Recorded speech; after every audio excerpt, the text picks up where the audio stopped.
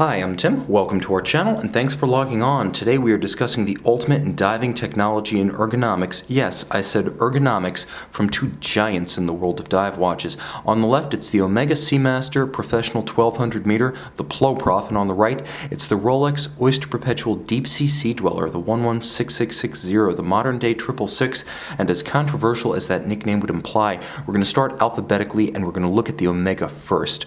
Okay, in 1970, Omega launched the first Seamaster 600 Plongeur Professionnel, a Ploprof by its nickname. It was designed to be the ultimate in deep diving technology that Omega could muster at the time. So certain was Omega in the ultimate hermeticity of its ultimate dive watch that it actually failed to equip the watch with a helium escape valve by choice, claiming the watch was so hermetically sealed that neither water nor gases could intrude. The modern day watch actually dispenses with that notion with standard helium escape valve, but it takes the style of the original timepiece and turns it up to 11, bigger in every respect and more technically advanced. This watch is also deeper diving with a rated static test depth of 1200 meters. Let's put it on the wrist real quick. I have a separate review for each of these watches on my channel, so if you want in-depth ergonomics, wrist fit, and model details, that's the place to go to geek out, and you can open a tab and cue those up even as you watch this. Now on my wrist, 16 centimeters in circumference, you get a sense of the watch's odd proportions. Huge in profile, it's 18.5 millimeters thick, and across the wrist from 9 o'clock to 3 o'clock, that is lengthwise along the wrist, it is an incomprehensibly huge 55 millimeters.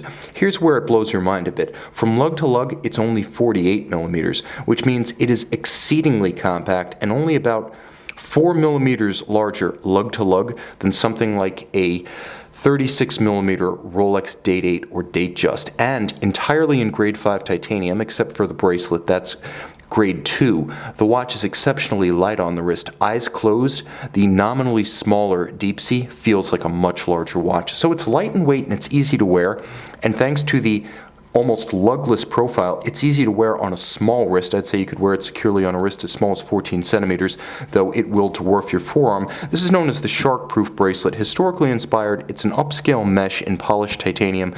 You could see the baseboard through the mesh, giving your wrist plenty of opportunity to ventilate and aerate on a hot day.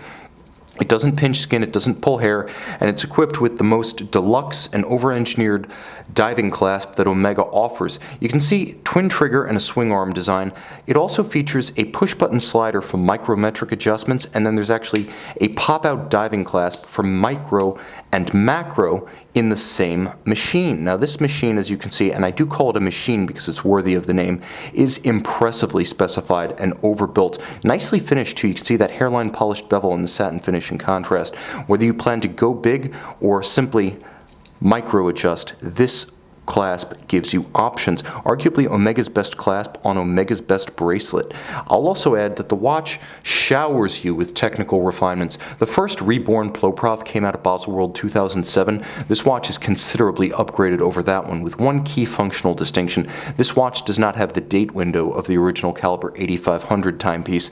Now, on the case back, however, and unlike the original, you actually have a display, so you can see the movement inside. Now, caliber 8400, a master chronometer. It's the new fully cased up METAS standard of a fully assembled watch and caliber. It includes all of the COSC metrics and more. 8 separate steps. It's a more rigorous test of a timekeeper. Now, the watch features a unique crown guard mechanism, and it moves in linear fashion, in and out, threaded. You actually wind and set it upside down because it's basically a caliber 8400 that has been turned around. It has a time zone function, so you can adjust the hours forward and backwards as you jump between time zones.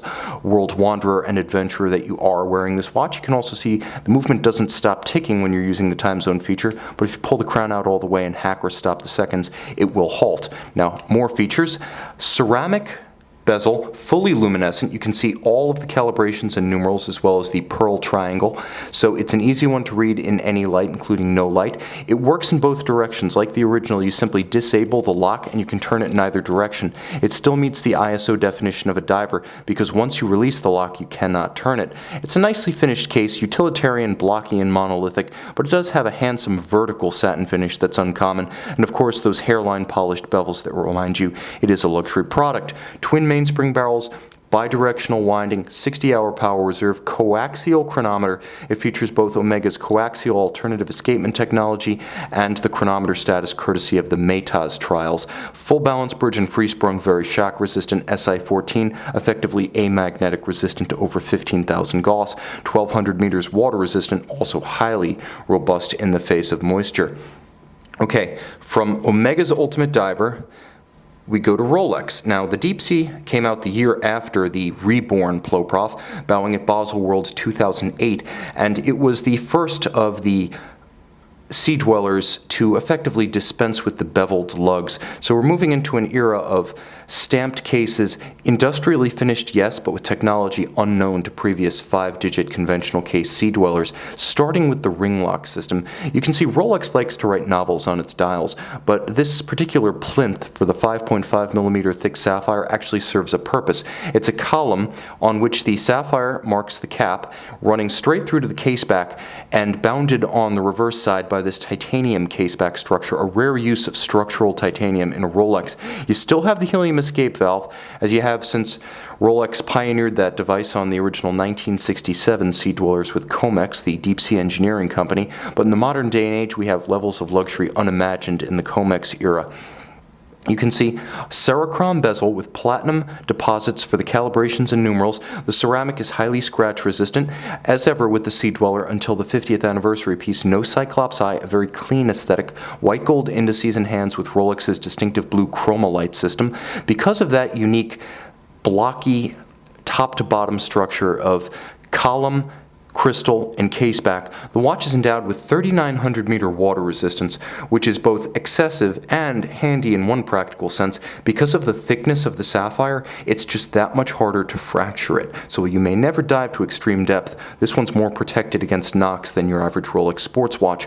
Now, the timepiece is huge. I'm going to put it on my wrist and give you a wrist impression. I showed you the Ploprof. I have to say the Ploprof wears pretty easily on my wrist. In spite of its bulk, it's light and it's short from lug to lug. The Deepsea, though nominally smaller at 44 millimeters across the round of the case, and thinner, being 17.8 millimeters, nevertheless is broader across the wrist, as the solid end link to solid end link measurement is a robust 54.8 millimeters. I can wear it. I would prefer it on some of the aftermarket straps that are available, particularly the molded rubber, and particularly if they could work with this bracelet, which is absolutely stunning when you get to the clasp. The clasp is the standout feature that you would want to retain if you put this on an aftermarket strap, because it's Rolex's best.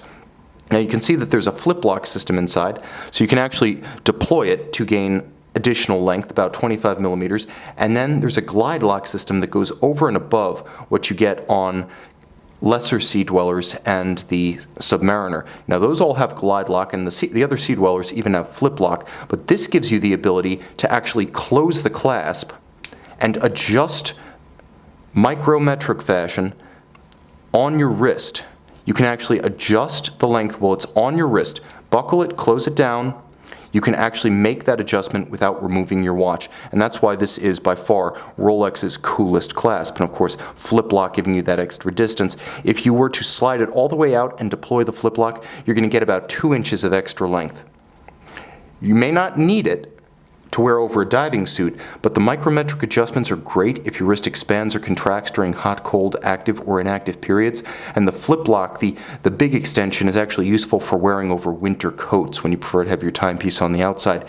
Inside, tried and true Rolex caliber 3135, in-house COSC chronometer certified as a separate movement, then cased up and recertified as a full watch.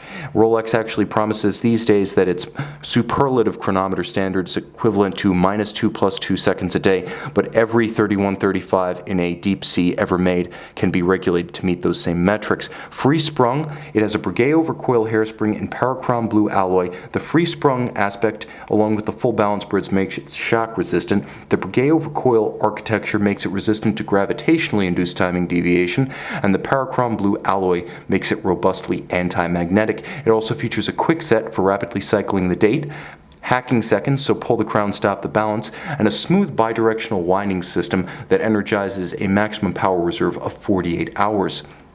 Now, We've discussed two extreme watches and the extreme circumstances in which you might use them. Rolex even invented a special testing rig specifically for testing its deep sea down to the maximum rated depth. But these watches are most likely to be the domain of desk divers and sports watch enthusiasts. If you have a smaller wrist or you prefer a lighter watch, go with the Ploprof. If you prefer tradition and you want Rolex's top level of technology, fit, finish, and mechanical specification, go with the Deepsea. A complete collection could include both, but whether you're an Omega maniac or you bleed green, each one of these watches can offer something special for you. See them on the watch box.